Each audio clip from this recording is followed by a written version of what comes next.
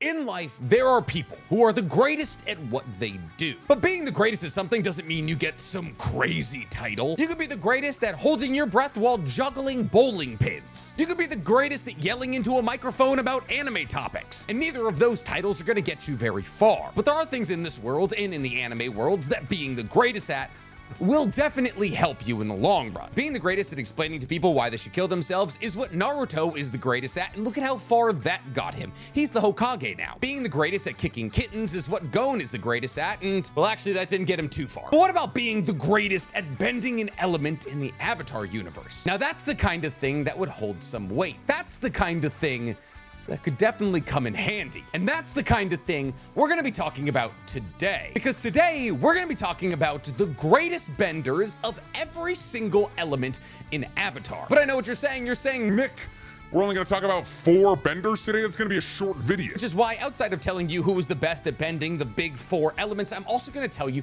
who is the best at bending the subclasses of these elements. So while we're gonna talk about who is the greatest waterbender of all time, we're also gonna talk about who is the greatest bloodbender of all time, who was the best healer using waterbending. We're not just gonna talk about earthbending, we're also gonna talk about metal bending and lava bending, and so on and so forth. So we actually got a fair amount of benders to talk about today. Before we get to talking about any benders, guys, please, for me, like this video, subscribe to the page, and hit that noti bell. And if you like the idea of me talking about Avatar The Last Airbender, you're gonna love my anime podcast that I do every week with Danny Mata. It's called Otaku's Anonymous, and it's available on YouTube, Spotify, and Apple Podcasts. The reason I bring up ATLA is because, well, we're trying to get Toph's voice actress on it. Somebody won't send a DM. So, bending. The reason that I'm trying to break this up into as many subcategories as possible is because at the end of the day, a lot of bending styles are broken up into a lot of different needs. See, if we're talking about raw power, the strongest waterbender on Earth is easily Amon. Amon is able to bloodbend without there even being a full moon. And on top of bloodbending, he can chi block. But just because Amon can bloodbend without there being a full moon, does that make him the greatest waterbender of all time?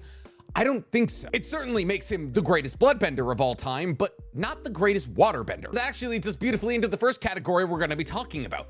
Waterbending. See, there's a lot of incredible waterbenders through ATLA and The Legend of Korra. There's Amon, Kotaro, Unalaq, Haku, Yakone, all incredible at waterbending in their own right. So what do I identify as the subclasses of waterbending? Well, there's things like plant bending and spirit bending and healing and blood bending, and then just straight up waterbending. So what we're gonna do is we're gonna go through the subcategories, and we're gonna shout out all of the benders who win certain subcategories. And then we're gonna try and take into account all of these subcategories and everything you can do with a certain bending style and say who I think is the best, most well-rounded bender of a certain category. So when it comes down to plant bending, the answer is relatively obvious. We were introduced to plant benders in the 4th episode of the 2nd book of Avatar, where the Avatar gang stumbled into the swamp. And it's in this swamp we were introduced to our first ever plant bender, Hu. See, Hu plant bends plants in a way very similar to how bloodbenders bend humans. He bends the water and the incredibly saturated roots of all of the plants in the swamp. And he's mastered this technique to a level that people believe that he's actually bending the vines themselves, as he has so much control and versatility with the movements he's able to pull off. Then, using this technique, he would surround his body with vines to make himself into a large vine monster. And with the help of this form, he was able to scare people away from the swamp. But he's able to cover himself in things other than vines, as we also once saw him cover himself in seaweed, and this seaweed suit was strong enough he was able to destroy tundra tanks with it. And since he's using incredibly saturated plants to make himself a mech suit, this mech suit is incredibly resistant to fire attacks. Next up in the subcategories is spirit bending. Now, spirit bending is a bit of a weird entry here. See, in order to spirit bend, Chief Unalaq had to combine spiritual energy with the healing properties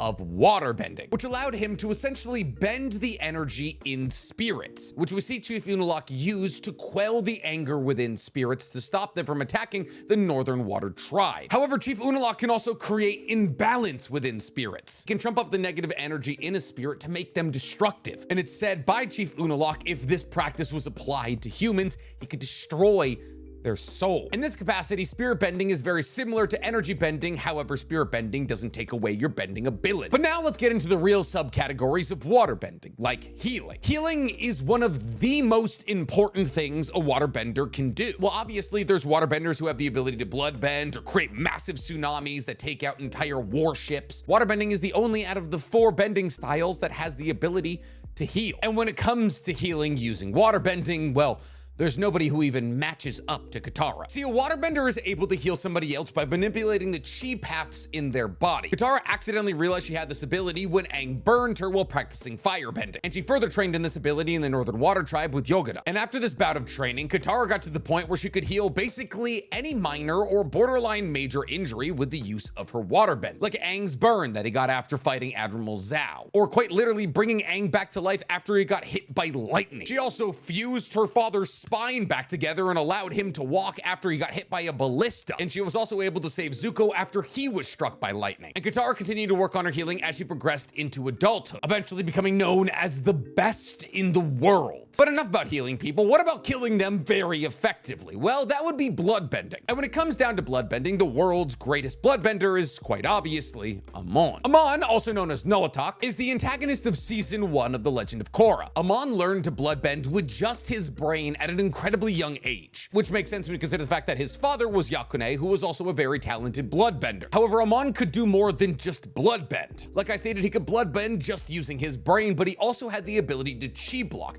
therefore stopping other people's bending. But he took it even one step further beyond that, because after he would bloodbend somebody, he could walk up to them and remove their bending. And he does this not through energy bending, but simply through the manipulation of somebody's chi by using bloodbending. So he doesn't have to enter the energy struggle that Aang and Korra have to enter in order to wipe somebody's bending away. But Amon only ever bloodbends. We very rarely, if maybe never, actually see him waterbend. Which is why, when it comes down to it, even if in a battle Amon would probably defeat Katara outside of a full moon, Katara is probably the greatest waterbender of all time. Katara symbolizes mastering everything in waterbending at an incredibly high level. We saw that Katara during a full moon was very easily able to bloodbend and at a very high level. She was also able to manipulate the temperature of water, being able to freeze soldiers in place. She could use water offensively or defensively, and with the use of her spirit water in her vial, she could heal basically any injury. Now, obviously, Korra was also an incredible waterbender, but Korra mastered all of the elements at such a young age that she tended to lean on other things outside of waterbending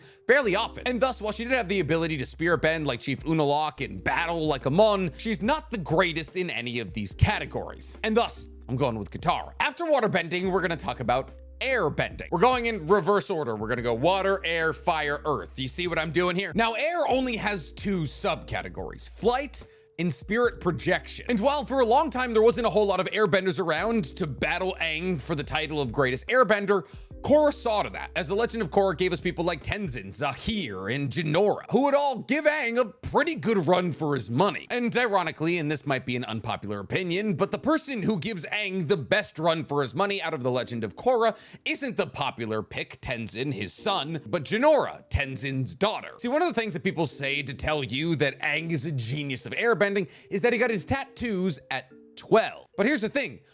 Jinora got her tattoos at 11, and Aang was considered a genius, so Jinora getting her tattoos younger than that genius means she might be an even greater genius. See, the reason that Jinora wins the spiritual projection subcategory is because she invented it. Jinora is able to combine her airbending with her spiritual power to project her soul out of her body. And while she's in the spirit form, she's able to phase through objects and travel incredible distances in a matter of seconds. And in this form, she's able to identify and track people's spiritual presence and get to them way faster than she ever could in her physical body. But does the fact that she can use this spiritual projection when we never see Aang do it mean that she's a greater airbender? Well, it's either that or that she has a greater connection to her spiritual energy, which would be saying a lot when we consider the fact that Aang is one of the most connected spiritually avatars of all time, and that an avatar's entire purpose in life is to be the connection between the spirit world and the real world. However, Jinora, by being connected to her spirit energy and by utilizing her airbending, is able to guide people to the spirit world, meaning her connection to the spirit world is just as good as that of her avatar grandfather. Now, when it comes to flight, even though Aang had his air scooter and his glider, he never mastered the actual principle of flight. See, there's only ever technically been 2 airbenders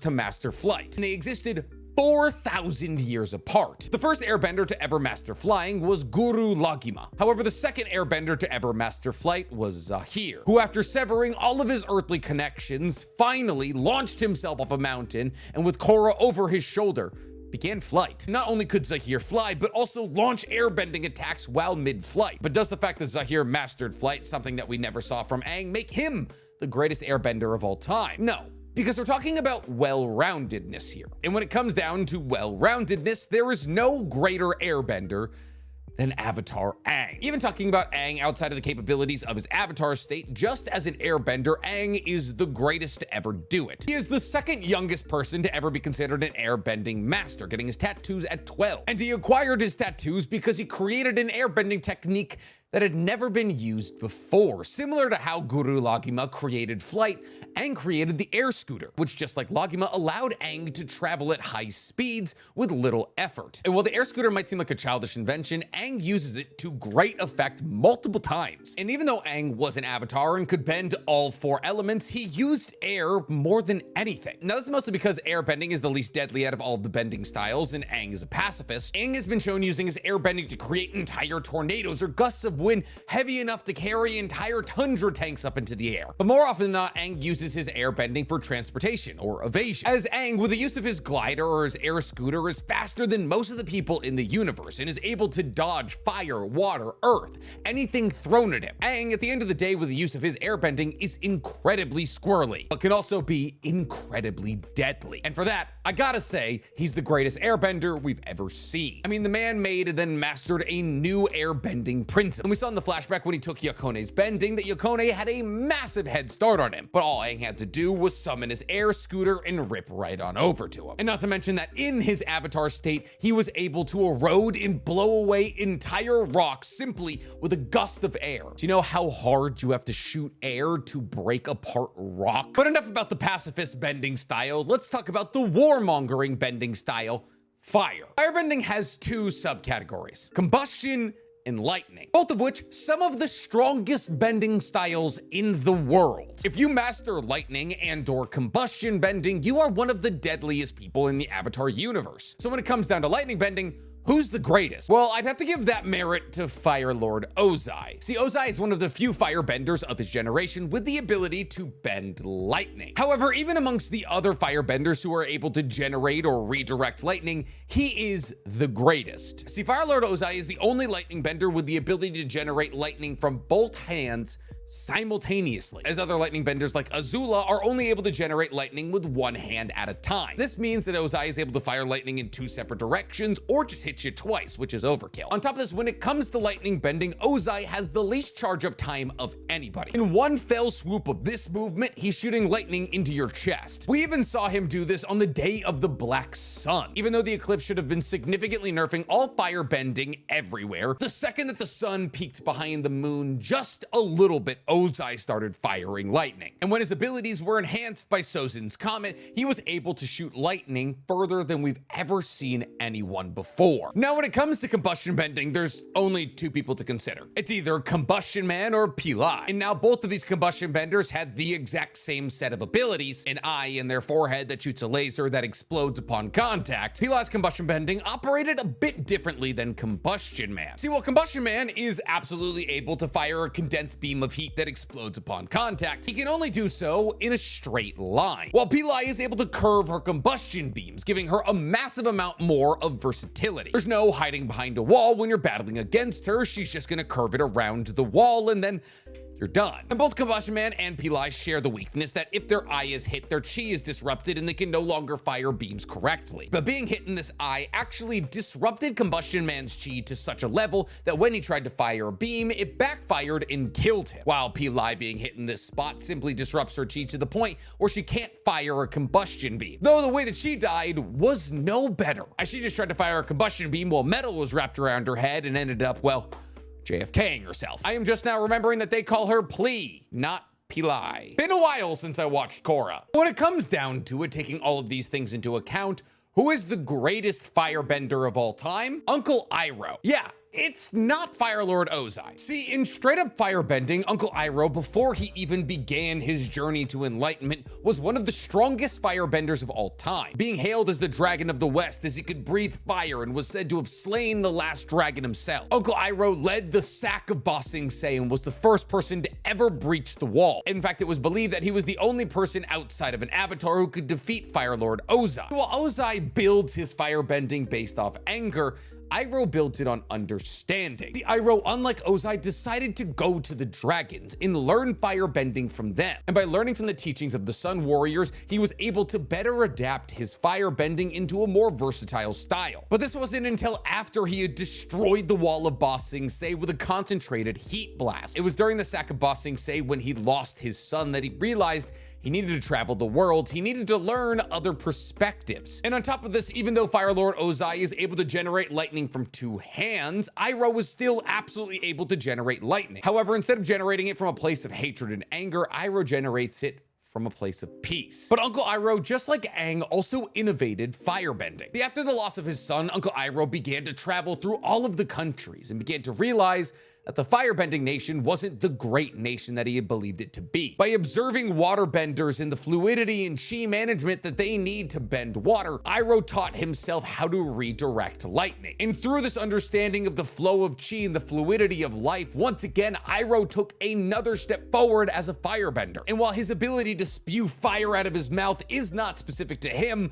we've never really seen anybody do it at the level that he can. We've seen Uncle Iroh defeat Imperial firebenders and Azula simultaneously, 4 earthbending guards and Admiral Zhao, trained earthbenders while he was in shackles, and many others. While the public perception might tell you that Ozai is the greatest firebender we've ever seen, that's because we saw Ozai during Sozin's Comet. And when you consider the fact that Uncle Iroh was the first firebender in history to be able to punch a hole in Ba Sing Se, you gotta go with the uncle. Which brings us to our last category: Earthbending. Now, Earthbending has 4 subcategories. And while for a while the sandbenders of Shiwang Desert were the greatest sandbenders out there, Toph, upon seeing that you could bend sand, quickly became the best sandbender out there. See, those who live in the Shiwang Desert create miniature sandstorms behind wooden sailors that propel them at massive speeds. And because of this, they're able to travel across the desert with relative ease. And now, while any earthbender can sandbend, because of the way that sand is gritty and loose in nature, it's actually very hard for your average earthbender to figure out sandbending. But Toph is not your average earthbender. So after Appa is stolen and then recaptured, Toph begins to practice her sandbending, being able to do things that only incredibly experienced sandbenders can do, like increasing the density of sand to make it as hard as a brick, or creating an incredibly detailed miniature version of Ba Sing Se. Toph's mastery with sandbending was so immediate and so thorough that it's hard for me to say that